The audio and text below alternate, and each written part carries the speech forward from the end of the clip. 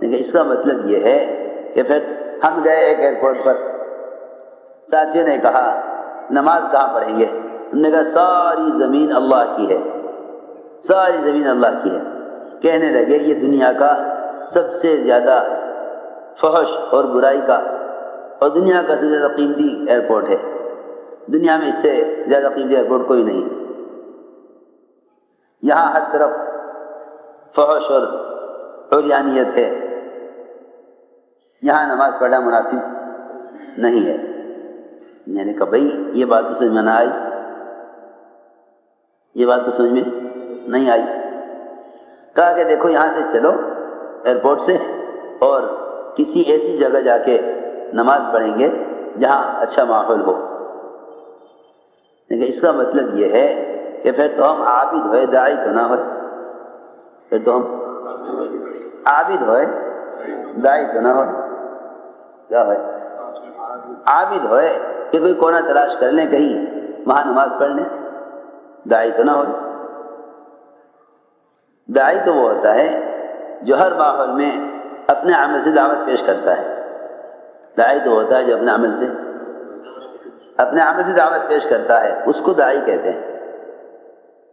یہ نہیں بیان بہت بیان کر لیا، کہیں چھپ کر عمل کر لیا، یہ کیا دعوت ہوئی؟ یہ کیا دعوت ہوئی؟ کہیں بیان کر لیا، کہیں چھپ کر عمل کر لیا۔ کہنے لگے یہاں تو ہوٹل ہیں اور غلط قسم کی چیزیں یہاں پی جا رہی ہیں۔ میں نے کہا تو جلدی سے اذان کے یہ جگہ تو اقامت کے نماز پڑھیں گے۔ ساتھی ساتھ تھے، نماز ہوئی، ساری چاروں طرف مرد عورتیں سب جمع ہو گئے تماشا دیکھنے کو۔ نماز کا سلام پھرا تو ایئرپورٹ کا سب سے بڑا مالک وہ آ گیا، یعنی آپ نے کیا کیا ہے یہاں؟ کہ بھئی یہاں لوگ ناشتے کر رہے ہیں، کھانے کھا رہے ہیں، شرابیں پی رہے ہیں اور طرح طرح کے کام کر رہے ہیں۔ جب یہ ایئرپورٹ ہے سب اپنا اپنا کام کر رہے ہیں، ہم نے اپنا کام کر لیا۔ ہر ایک کی اپنی اپنی چاہت کی چیزیں یہاں ہیں، ہر ایک کی اپنی چاہت کی چیزیں یہاں ہیں۔ کہنے کہ یہ آپ کام کہیں اور کر لیتے، تو میں نے کہا یہ جتنے سب بیٹھے ہیں ان سب سے پوچھو کہ تم شراب کہیں اور پی لیتے، ناشتہ کہیں اور کر لیتے، یہاں کیوں کر رہے؟ ساتھی ہمارے کہنے لگے کہ یہاں نماز پڑھنے میں نماز کا دھیان نہیں رہا۔ ہم نے عرض کیا کہ تم اللہ کے دھیان سے انفرادی نماز پڑھ لو، یہ اس سے امت اسلام کی طرف نہ آئے گی، بلکہ تم اجتماعی طور پر اجتماعی ماحول میں اپنے عمل سے دعوت پیش کرو، اس سے امت اسلام کی طرف آئے گی۔ کہنے لگے کہ اگر نماز کہیں اور پڑھ لیتے مسجد میں جا کر، بھئی ایئرپورٹ سے تو باہر نکل نہیں سکتے، مسجد یہاں کوئی ہے نہیں۔ یہ بات ہوتے ہوتے میں نے عرض کیا کہ دیکھو حضرت فرماتے تھے جہاں تم نماز پڑھو گے اللہ تعالیٰ وہاں مسجد قائم کر دیں گے، اللہ وہاں مسجد قائم کر دیں گے۔ ہم اسے ایئرپورٹ سے گزر کر ایک ملک میں گئے، کینیڈا، 1 مہینے رہے۔ 1 مہینے کے بعد جب اسی ایئرپورٹ پر واپس آئے تو جہاں نماز پڑھی تھی ساتھیوں نے بتایا کہ آپ کے جانے کے بعد ایئرپورٹ کا عملہ بیٹھا ہمیں لے کر اور کہنے لگا کہ جگہ بے جگہ لوگ آ کے نماز پڑھتے ہیں، یہاں ایک مسجد بنا دی جائے، ایک مسجد بنا دی جائے۔ 1 مہینے کے بعد ہماری واپسی ہوئی، اسی ایئرپورٹ پر اترے۔ ساتھیوں کا نماز سے کیا ہوگا؟ بیٹا دیکھو جہاں موقع ہوگا پڑھیں گے، اسی جگہ جہاں جاتے ہوئے نماز پڑھی تھی۔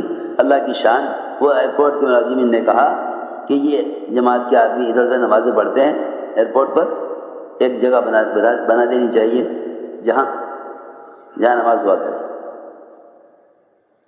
میں تو عرض کر رہا تھا کہ ہم سوچتے ہیں یہاں ماحول نہیں ہے نماز کا، ارے جہاں نماز کا ماحول نہیں وہیں تو نماز پڑھنی چاہیے، جہاں نماز کا ماحول نہیں وہیں تو نماز پڑھنی چاہیے۔ ساری دنیا کے اہل باطل وہاں گناہوں کا ماحول قائم کرتے ہیں جہاں گناہوں کا ماحول نہیں، اور ساری دنیا کے مسلمان وہاں عبادت کرتے ہیں جہاں عبادت کا ماحول ہو۔ کتنا فرق ہے دونوں کی سوچ میں۔ ساری دنیا کے اہل باطل وہاں گناہوں کا ماحول قائم کرتے ہیں جہاں گناہوں کا ماحول نہ ہو، اور مسلمان سوچتا ہے نماز وہاں پڑھوں گا جہاں نماز کا ماحول ہو۔ اس کے اعمال متعدی نہ ہوں گے جب تک یہ عمل کو لے کر پھرے گا نہیں۔ اس کے اعمال متعدی نہ ہوں گے۔ میں تو صاف کہتا ہوں کہ کونے سے باہر کر بیٹھنے سے اسلام نہیں پھیلا، کونے سے باہر کر بیٹھنے سے اسلام نہیں پھیلا، کونے سے باہر کر بیٹھنے سے اسلام نہیں پھیلا۔ صحابہ کرام نے مدینہ منورہ حضور اکرم صلی اللہ علیہ وسلم کی صحبت اور مدینے کے اطمینان اور سکون کی زندگی کو قربان کیا سارے عالم اسلام کو پھیلانے کے لیے۔ یہ تھی اصل بات۔ تو ہم سمجھتے ہیں کہ بھئی عمل کے ماحول میں عمل کریں گے، عمل کے ماحول میں عمل کریں، یوں کہیں کہ نہیں تم مخالف ماحول میں عمل کرو، تمہارا عمل دعوت بنے گا۔ تو میں نے عرض کیا پہلا وعدہ تقوی پر یہ ہے من یتق اللہ یجعل لہ مخرجا، کہ جو شخص کسی بھی ماحول میں ہو اور وہاں اللہ سے ڈرے تو اللہ رب العزت اس کے بچنے کا راستہ بنا دیتے ہیں۔ زلیخا نے یوسف علیہ السلام کے ساتھ ارادہ برائی کا کیا، زلیخا نے یوسف علیہ السلام کے ساتھ ارادہ برائی کا کیا، اپنے بت کے اوپر کپڑا ڈالنے لگی۔ پوچھے کیا کر رہی؟ کہ میرا بت دیکھ رہا ہے، یہ میرا معبود ہے، مجھے اس سے شرم آ رہی۔ لکڑی کے بت سے ایک کافرہ بھی شرماتی ہے، حالانکہ اسے خود معلوم ہے کہ نہ یہ دیکھنے والا ہے، نہ یہ میرے گناہ پر پکڑ کرنے والا ہے، نہ یہ مجھے حرکت سے اپنی حرکت سے کچھ اس کام سے روکنے والا ہے، معلوم ہے اس کو، لیکن کیونکہ اس کے عقیدے میں یہ اس کا معبود ہے، اس کے عقیدے میں یہ اس کا معبود ہے، ایک کافرہ گناہ کے کرنے میں بت سے شرما کر اس پر کپڑا ڈال رہی ہے تاکہ مجھے نہ دیکھے۔ تو پھر ایک مسلمان کو کسی گناہ کے موقع پر اللہ کے دیکھنے کا کتنا یقین ہونا چاہیے، اللہ کے دیکھنے کا کتنا یقین ہونا چاہیے، ایک مسلمان کو اللہ کے دیکھنے کا کتنا یقین ہونا چاہیے۔ اس لیے کہ قرآن نے تقوی والا انہی کو فرمایا ہے جنہیں گناہ کے وقت اللہ یاد آ جانا،